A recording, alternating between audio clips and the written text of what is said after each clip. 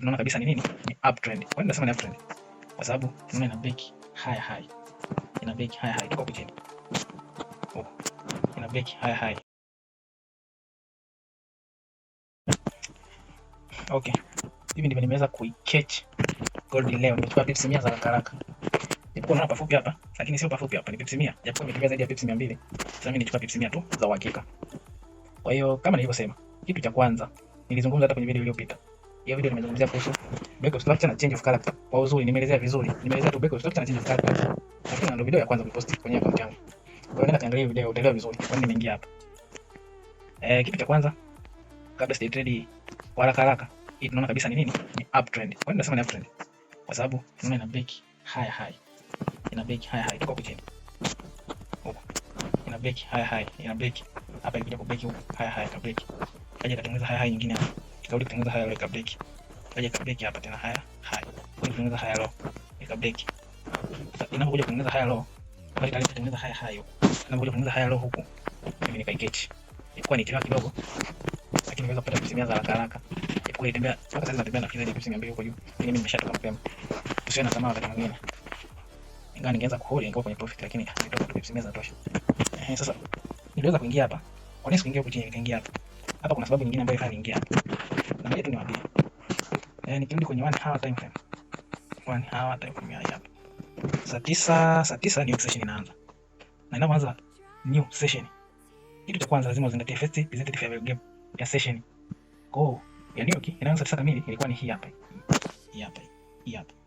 Kwa ni time mark hiyo. Baada ya kuimaki nikawa nasubiria candle zifunge juu. Sinataka kuibai. Kana subiria candle zifunge juu. Ilikuja hapa. Ikanipa stress kidogo. Nikaona inarudi tena chini nikaachana nayo. Nikasubiria confirm kabisa ifunge juu. Ilipofika hapa ikafunga. Na candle ikafunga. Ina ikafunga juu. Ina inafuatia ikaanzisha move. Itakiwa niingie hapa, lakini nimeingia hapa. Sio mbaya.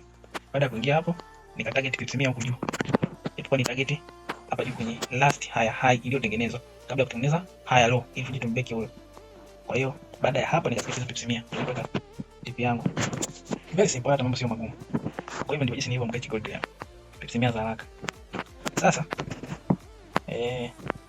kama unasumbuka kutrade labda pengine huna mtaji, XM broker ana hizi challenges, anaita demo challenge ambazo watu wengi wana participate sana.